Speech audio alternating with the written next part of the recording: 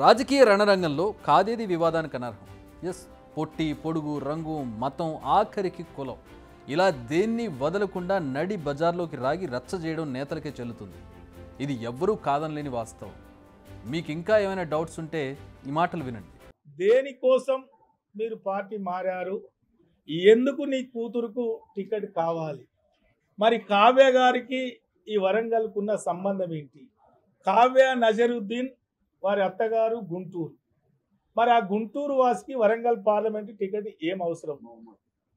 మరి దయచేసి మహమ్మద్ కావ్య నజరుద్దీన్ ఎందుకు ఇక్కడ ఈ ప్రజలు ఓటు వేయాలి? ఎండి కావ్య నజరుద్దీన్ గుంటూరు కావాలా, మీ బిడ్డ కావాలా? ఒకసారి మీరు ఆలోచించాలని మీకు చేతులు ఎత్తి నమస్కరిస్తాను. విన్నర్గా బీజేపీ నేత ఆరూరి రమేష్ ఏమంటున్నారు? కావ్య నజీరుద్దీన్ అని వత్తి పలుకుతున్నారు. వారి అత్తగారిల్లు గుంటూరు అని పదే పదే చెబుతున్నారు. సో ప్రజల్లో ఒక డౌట్ వస్తుంది, ఏంటి కావ్య నజీరుద్దీన్ ముస్లిమా అని. సో ఆయన ప్రజలకు చెప్పకనే చెబుతున్న విషయం కావ్య ఒక ముస్లిం అని. ఈ విషయాన్ని ప్రజల్లోకి తీసుకెళ్లి చర్చ పెట్టడంలో బీజేపీ నేతలు సక్సెస్ అయ్యారు. అంతేకాదు కావ్య అసలు ఎస్సీనే కాదు, ఆమెకు ఎస్సీ రిజర్వ్డ్ సీట్ ఎలా ఇస్తారన్న ప్రచారం కూడా మొదలుపెట్టారు. కావ్య ఓ ముస్లిం వ్యక్తిని ప్రేమించి పెళ్లి చేసుకున్నారు నిజం, కానీ ఆమె వరంగల్ను విడిచి వెళ్ళారా? కావ్య మతం మార్చుకున్నారా? అసలు కావ్య ఎస్సీనే కాదా? ఇవే ప్రశ్నలు ప్రస్తుతం ప్రజల మెదళ్లలో తిరుగుతున్నాయి. మరి దీనికి కడియం కుటుంబ సభ్యులు చెబుతున్నదేంటి ఒకసారి చూద్దాం. మా అమ్మాయి వరంగల్లో పుట్టింది, వరంగల్లో పెరిగింది, వరంగల్లో చదువుకున్నది, వరంగల్లో ఉద్యోగం చేసుకున్నది, తన క్లాస్మేట్ను ప్రేమ వివాహం చేసుకున్నది. కానీ ఆ రోజు నుంచి ఈ రోజు వరకు కూడా వరంగల్లోనే ఉంటున్నాం. ఇక్కడే ఉద్యోగం చేసింది, ఇక్కడే మా ఫౌండేషన్ ద్వారా, కడియం ఫౌండేషన్ ద్వారా సామాజిక సేవా కార్యక్రమాలు కూడా చేసింది. మెడిసిన్లో కానీ, పీజీలో కానీ, డాక్టర్ ఉద్యోగానికి ఎంపికైనప్పుడు కానీ ఆమె ఎస్సీ సర్టిఫికెట్ ఉపయోగించుకొని ఆమె ఉద్యోగానికి వచ్చింది. ఆమె ఎస్సీ కాదు అని ఒక మాట మాట్లాడుతున్నారు. ఇంతకంటే నీచమైన దుర్మార్గమైన మాట ఇంకోటి ఉండదు. ఒక ఎస్సీ అయి ఉండి, అది కూడా ఇంకెవరైనా మాట్లాడితే అర్థం చేసుకోవచ్చు. ఒక ఎస్సీ అయి ఉండి ఆయన చెప్తాడు నేను లా చదివానని. మరి ఏం లా చదివాడో, మరి కాపీ కొట్టాడో, లేకుంటే ఆయన తరఫున ఇంకెవరైనా ఎగ్జామ్ రాశాడో నాకు తెలియదు, కానీ లా చదివిన వ్యక్తి మాట్లాడుతున్నాడు. ఇది కడియం శ్రీహరి చెబుతున్న మాట. మరి కడియం నిజంగా నిజాలే చెబుతున్నారా? ఇలా మతాంతర వివాహాల విషయంలో రాజ్యాంగం ఏం చెబుతోంది? ఒకసారి కాస్త డీప్గా వెళితే, వేరే మతానికి చెందిన వ్యక్తిని పెళ్లి చేసుకున్నంత మాత్రాన కులం మారుతుందా? మారదు.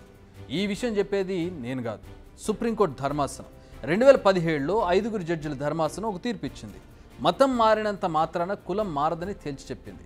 పిల్లలకు తండ్రి కులమే వస్తుంది. ఇది సుప్రీంకోర్టు ఇచ్చిన క్లారిటీ. ఇదొకటే కాదు, 2021లో మద్రాస్ హైకోర్టు కూడా ఇలాంటి తీర్పే ఇచ్చింది.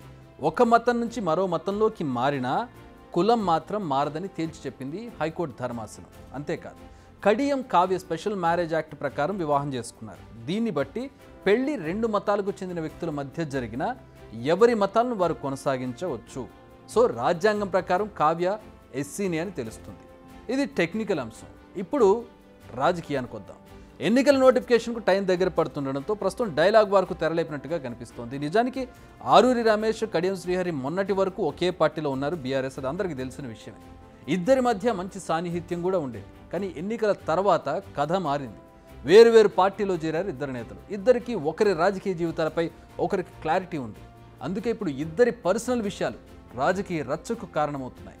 అందుకే కావ్య వ్యక్తిగత విషయాలను హైలైట్ చేస్తున్నారు రమేష్. కావ్య మతాంతర వివాహాన్ని హైలైట్ చేస్తూ కావ్య నజీరుల్లా కావాలా, ఆరూరి రమేష్ కావాలా అని పిలుపునిస్తున్నారు ప్రజలకి.